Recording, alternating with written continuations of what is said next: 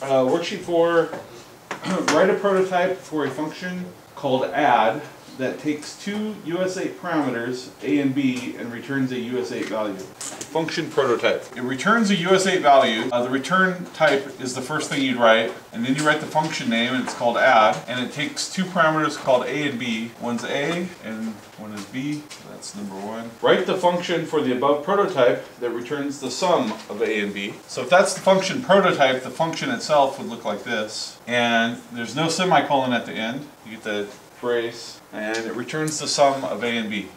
Number 3, if the value 13 is passed to the following subroutine, what value does it return? And the subroutine is 3, return x minus 3 divided by 2.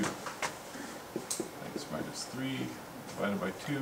And so if we pass 13, it means when we called this thing, a 13 came in here and x is equal to 13. So 13 minus 3 is equal to 10, divided by 2 is equal to 5. Now, one thing we haven't talked about, and I did this on purpose, if we had passed in a value of 12, 12 minus 2 is equal to 9. 9 divided by 2 is equal to 4.5, right? Well, 10. Minus 3. 12 minus 3 is 9.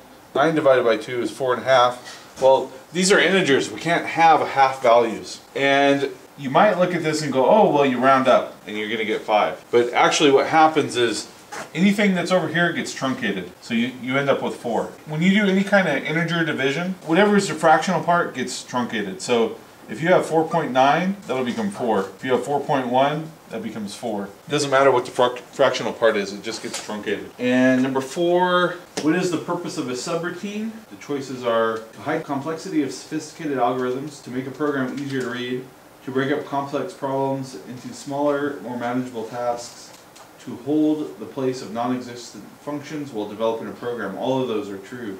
E, all of the above. And number 5, what is the purpose of an interrupt? To hide complexity of sophisticated algorithms, to interrupt the process of program flow, to handle an event immediately, to break up complex programs. So interrupts are subroutines, right? But they're only really one of those things, which is B, to interrupt the process of program flow, to handle an event immediately. 5B. Number 6, if an interrupt has occurred and the interrupt flag that caused it is not cleared in the ISR, interrupt service routine, what will happen? So if you have an interrupt service routine and an interrupt is generated, your program will halt and you're going to go into the interrupt. You do some stuff in there, but you don't clear the interrupt. As soon as you leave the interrupt, you're going to go right back into it. So that your main program becomes starved, is the term they use. The main program is starved and the interrupt will reoccur. So number 6. The main is starved. And number 7, what is the purpose of the interrupt enable bits on the processor? It turns the interrupts on.